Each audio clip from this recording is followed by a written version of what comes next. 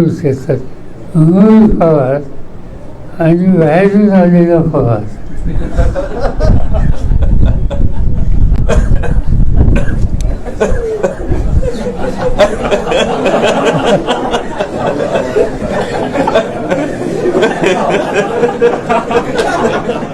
शेतात मूळ पवार आणि बाहेरून आलेला पवार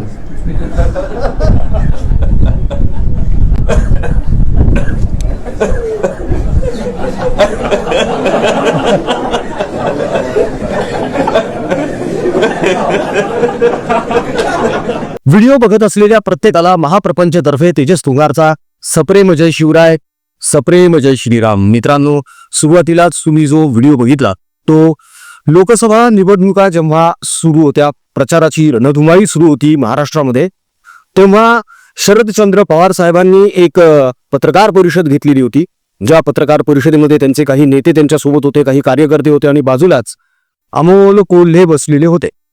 तेव्हा पत्रकारांनी सुनेत्रा पवार यांच्याविषयी त्यांना प्रश्न विचारला की सुळे आणि सुनेत्रा पवार या दोघी एकमेकींच्या विरोधात उभ्या आहेत, ननंद भाऊजाई, यावर तुमचं काय मत आहे?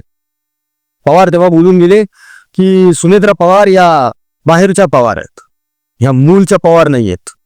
आणि त्यावर अक्षरशः आसुरी आनंद घेत अमोल कोल्हे निर्लज्जपणे, निर्ढावलेपणे, अत्यंत बेशरमपणे आपल्यावर अजिबात आपल्या मायबापांनी संस्कार केलेले नाहीत हे दाखवत घाणेरडे हसणे. ते हसणं सुद्धा तुम्ही बघितलं असेल मित्रांनो. हे अत्यंत संतापजनक असं कृत्य अमोल कोल्हे यांनी केलं. मुळात शरद पवार यांच्या मनामध्ये असलेलं जे विष आहे ते विष या निमित्ताने अख्ख्या जगाने अनुभवलं.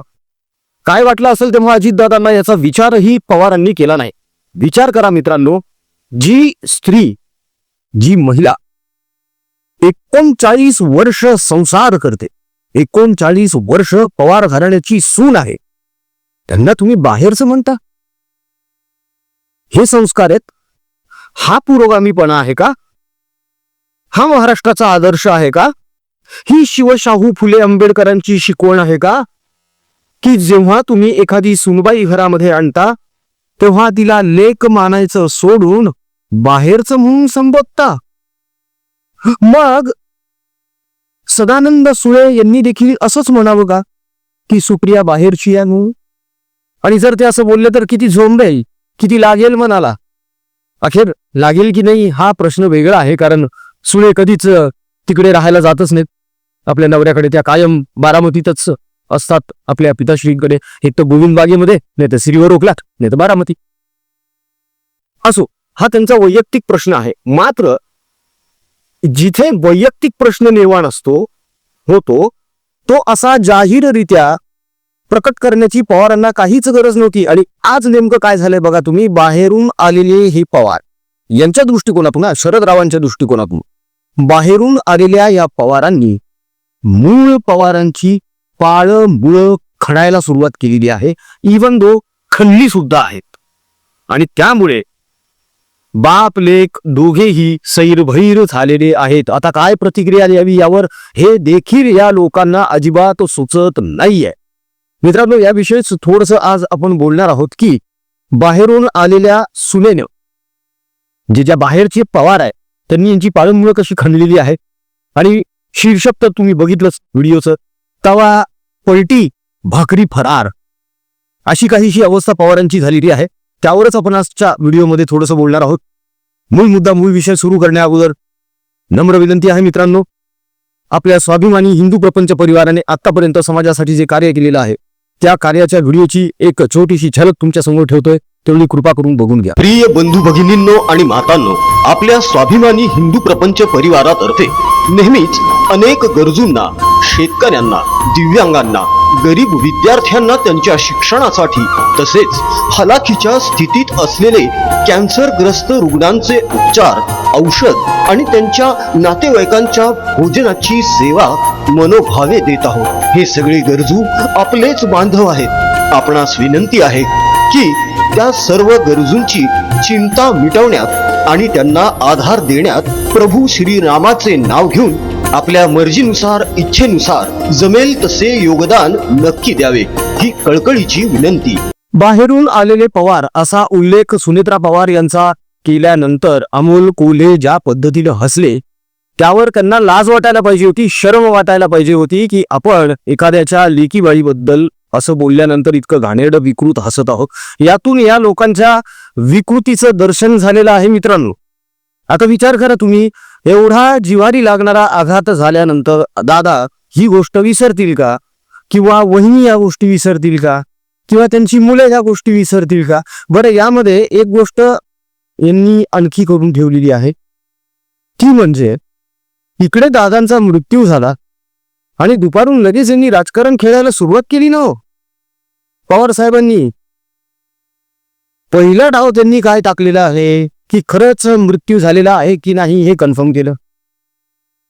बारामतीला हे पोहोचले 4 वाजता. हॉस्पिटलला गेले का? नाही.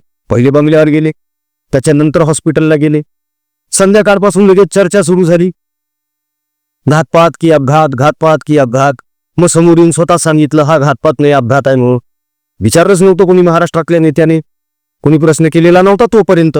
मात्र यांनी स्वतःच हा विषय काढून माकडांच्या हातात कोलीत देऊन टाकलेला आहे. कदाचित त्यांना हेच अपेक्षित होतं की या गोष्टीची जास्तीत जास्त चर्चा व्हावी. त्यानंतर अफवा उडवायला सुरुवात केली की दोन्ही राष्ट्रवादी एकत्र व्हाव्यात ही दादांची इच्छा. काही जण तर असंही म्हणत होते राष्ट्रवादीचे की ही दादांची शेवटची इच्छा. शेवटची इच्छा तुम्हाला कसं काय कळलं? शेवटची इच्छा काय म्हणत असतो आपण की माणूस जेव्हा मृत्यूशय्येवर असतो तेव्हा त्याला जेव्हा इच्छा विचारली जाते ती शेवटची इच्छा असते. बरं, दादांनी जे बोलून दाखवलं ह्या सगळ्यांकडे, याचा काही प्रूफ आहे का? यांच्याकडे काहीच प्रूफ नाही आहे. मात्र यांनी हे सगळे कंड्या पकवायला सुरुवात केली होती. शरद पवारांना आपल्या मुलीला राष्ट्रीय अध्यक्ष बनवायचं होतं, दोन्ही राष्ट्रवादी काँग्रेस एकत्र करून, विलिनीकरण करून. रोहित पवारला राज्यमंत्री म्हणून त्यांना पुढे आणायचंय. जयंत पाटलांना अर्थमंत्री म्हणून घोषवायचं होतं. हे असे सगळे प्रकार यांचे चालू झाले होते. असं मध्ये यांनी अजून एक मार्केटिंग केलं पवारांनीच. काय की बघा बघा बघा कशी बाई आहे ही. नवरा मिरून नवऱ्याचं निधन होऊन 3 दिवस झाले नाही आणि लगेच शपथविधीला गेली. जर शपथविधीला तेव्हा सुनेत्रा पवार गेल्या नसत्या तर खूप गडबड झाली असती मित्रांनो. अनेक जण म्हणतात की 12 दिवस तरी थांबायला पाहिजे होतं. अरे, जर सुनेत्रा पवार 12 दिवस थांबल्या असत्या ना तर अजितदादा पवार गटाचा 13वा घातला असता काकांनी. काकांचं राजकारण आजपर्यंत सगळ्यांनाच माहिती ना, आणि आपला मराठी मीडिया तर फुगवतच आलेला आहे. शरद पवार समजायला 100 जन्म लागतील म्हणून. कशाला 100 जन्म पाहिजे? 10 मिनिटांमध्ये कळतं काय चालू आहे डोक्यात ते. कारण आता स्पष्टच झालेलं आहे इतक्या वर्षांच्या राजकीय कारकिर्दीमध्ये की कधीही कन्स्ट्रक्टिव्ह राजकारण यांच्याकडून होणं शक्यच नाहीये. हे डिस्ट्रक्शनच करणार आहे सगळ्या गोष्टींचं. मला पाहिजे, माझं पाहिजे, सगळं साम्राज्य माझं पाहिजे, सगळं आधिपत्य माझं असायला हवं, हीच यांची मनीषा आहे. आधी अजितदादांना स्वतःचा पुत्र म्हणून, स्वतःचा राजकीय वारिसदार म्हणून यांनी ग्रूम केलं आणि त्यानंतर अचानक पलटी मारत आपल्या पोरीला पुढे केलं आणि तिथून ह्या प्रकरणाची ठेवणी पडलेली आहे. त्याच्यानंतर पार्थ पवारला पाडलं निवडणुकीमध्ये आणि जाणून बुजून पाडलेले. सुनेत्रा वहिनींचा सुद्धा बारामतीमध्ये यांनी जाणून बुजून पराभव करून आणलाय. अर्थात तेव्हा सुळे विरोधकच होत्या म्हणा, मुलगी जिंकावी हे कोणालाही वाटेलच. पण मग बाहेरची पडली राहो. पण ह्या बाहेरचीच जी सून आहे ना, जी तुम्ही म्हणता बाहेरून आलेली, हिनं खणून ठेवले तुमचे सगळे पाळमुळं. आता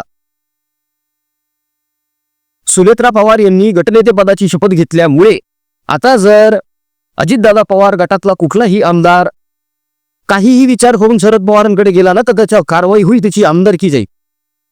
जर ही गटनेते पदाची शपथ त्यांनी घेतलेली नसती ना तर कारवाई झाली नसती. आणि काका तेवढे शातीर आहे, काका तेवढे चनाक्ष आहे, पाताळ यंत्री आहे, षडयंत्र करतात.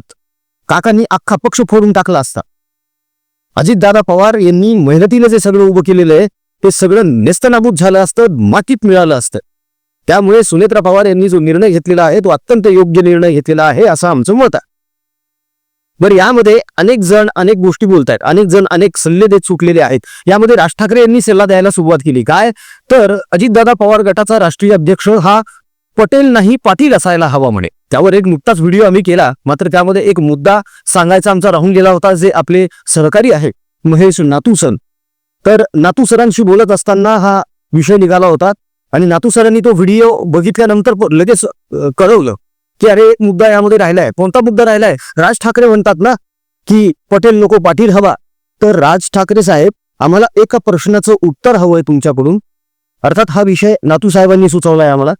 या प्रश्नाचं उत्तर द्या की महाराष्ट्र नवनिर्माण सेनेच्या कोर कमिटीमध्ये जे तुमचे प्रथम राजकीय सल्लागार म्हटले जातात, ज्यांच्या सल्ल्याशिवाय तुम्ही कुठलाही निर्णय तुमच्या पक्षामध्ये घेत नाही, त्या व्यक्तीचं नाव रीटा गुप्ता आहे असं आम्ही ऐकतो.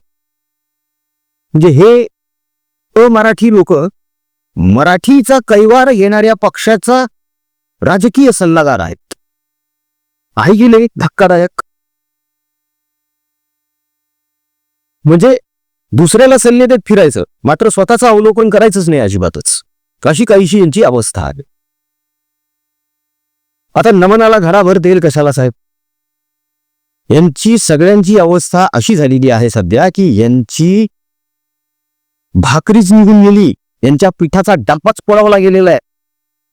शीर्षकच तसं आहे. आपल्याकडे एक म्हण आहे बघा, टांगा पलटी घोडे फरार. तशी काहीशी अवस्था आज शरद पवार यांची झालेली आहे. कारण शरद पवार हे नेहमी म्हणायचे भाकरी फिरवा, भाकरी फिरवा, भाकरी फिरवा. हे भाकरी फिरवायला गेले पण यांचा तवा पलटी झाला, भाकरी निसटून गेली. म्हणून आम्ही हे शीर्षक दिले, काकांचा तवा पलटी भाकरी फरार. आता बघा गंमत काय होणार आहे. सुनेत्रा पवार या महाराष्ट्र राज्याच्या पहिल्या महिला उपमुख्यमंत्री. आता जर पवारांच्याच या कुटुंबातील एक सदस्य पार्थ पवार राज्यसभेवर जर गेले वहिनींच्या जागेवर आणि जय पवार पोट निवडणुकीमधून जर आले तर आता अनेक जण प्रश्न उपस्थित करतील की जर जय पवार बारामतीमधून पोट निवडणुकीला निवडून आले तर मग सुनेत्रा पवार, अरे 6 महिने उपमुख्यमंत्री पदावर त्या आमदार नसतानाही 6 महिने राहू शकतात. आपले घर कोंबडा राहिला नव्हता का कोमटराव? शेवटी नरेंद्र मोदींच्या हातापाया पडून नाक दूर घासून विनंत्या करून अर्जव करून मग त्यांनी राष्ट्रपतींच्या निवडीनुसार त्यांच्या आदेशानुसार त्यांची मर्जी मिळवून आमदारकी संपादन केलेली आहे. 6 महिन्यांचा अवधी घेतलाच होता ना कोमटरावांनी. मग ह्यांना घेता येईल 6 महिन्यांचा अवधी, त्यात काय फार अवघड आहे का? आणि एखादा विधान परिषदेचा यांचा जो आमदार आहे त्याला सांगतील बस खाली चल, त्याच्या जागी यांना बसवतील का? फार अवघड आहे काय ती गोष्ट? गोष्ट फार अवघड नाहीये ती.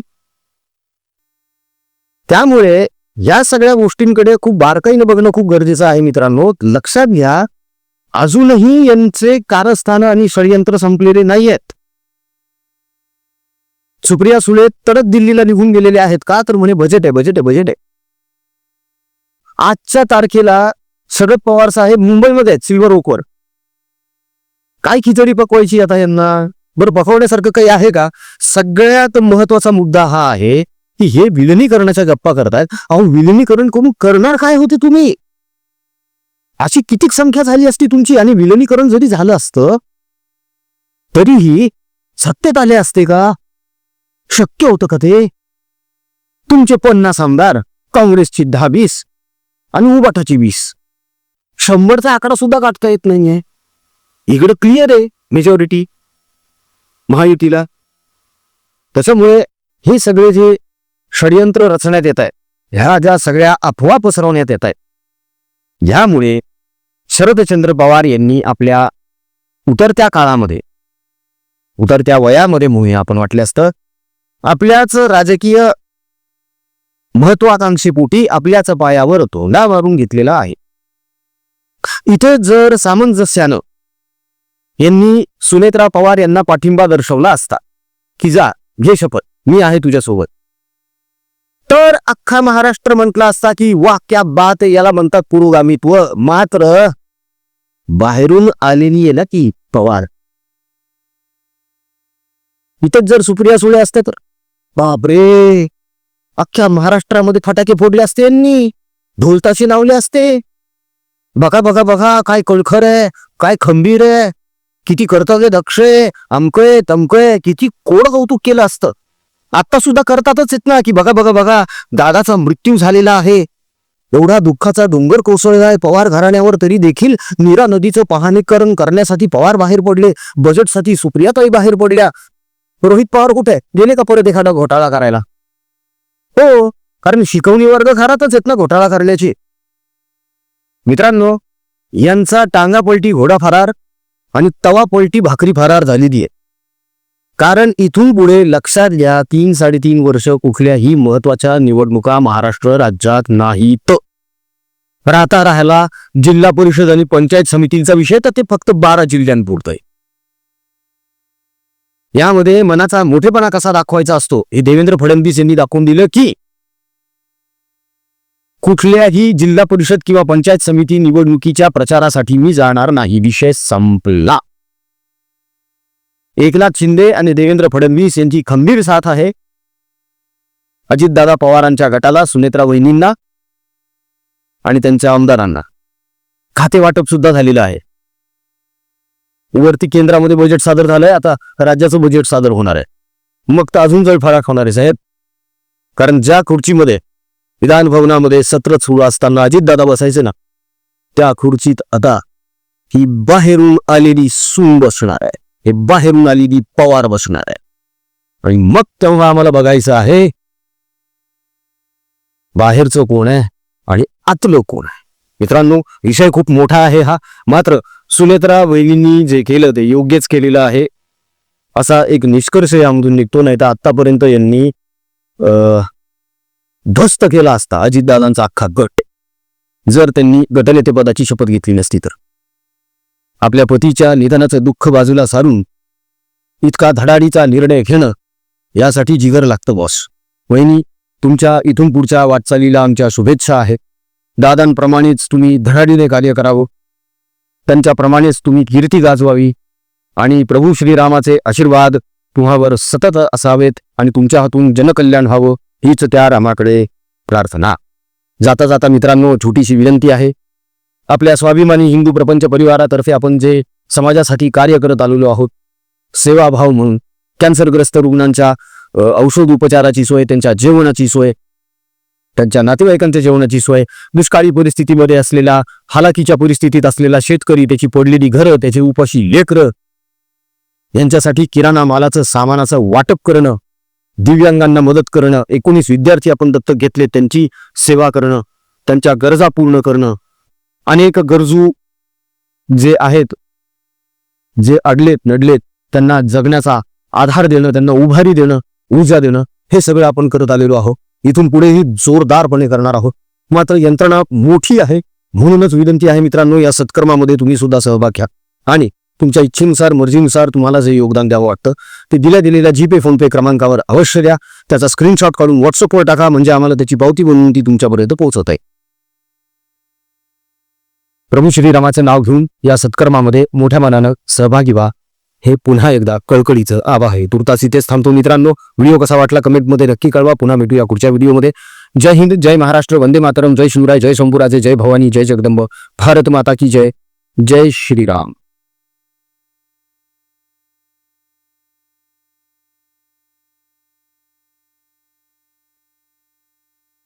रघुपति राघव राजा राम, पतित पावन सीताराम. रघुपति राघव राजा राम, पतित पावन सीताराम.